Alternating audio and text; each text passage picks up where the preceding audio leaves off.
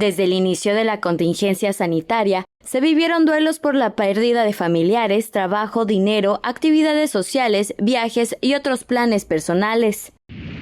En la negación hay que darle tiempo a la persona. O sea, cada persona tiene un proceso diferente. Si pasa demasiado tiempo, estamos hablando de un mes, 2 meses, incluso hay personas que llevan más, entonces esto ya se volvió algo más serio que tiene que tratarse por algo, por algún profesional. En el enojo, la persona se siente mal, puede culpar a Dios, puede culpar a la misma persona que falleció, si es un accidente, a la persona que iba manejando. La etapa más fuerte en todo proceso siempre va a ser el proceso de la curación, el proceso de la tristeza.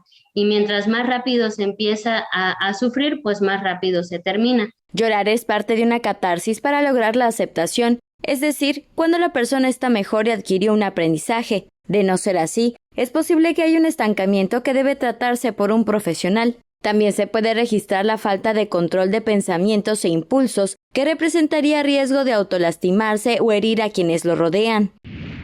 Es importante que hacer actividades que hagan que nosotros no explotemos. Refuerza las actividades de introspección. Parte de lo que te quiero decir acá hoy y que te voy a decir siempre es que trabajes contigo, que trabajes, que te hagas consciente de lo que dices, de lo que piensas, de lo que sientes. Muchas veces el enojo o la tristeza más bien se disfraza de enojo, ¿no? ¿Por qué? Porque si le damos paso a la tristeza, pues no nos dan muchas ganas de hacer nada. En cambio, el enojo pues te mantiene como vivo. Establecer redes de apoyo con quienes se pueda desahogar, explicar lo que siente, respirar profundo y ser claro con lo que se quiere son otras de las estrategias que funcionan para manejar las emociones. Si se pierde el control, en un momento de calma y neutralidad se puede explicar por qué sucedió a quienes estuvieron presentes, especialmente si son infantes. Mayra Vences, Teleyucatán te informa. Teleyucatán te informa.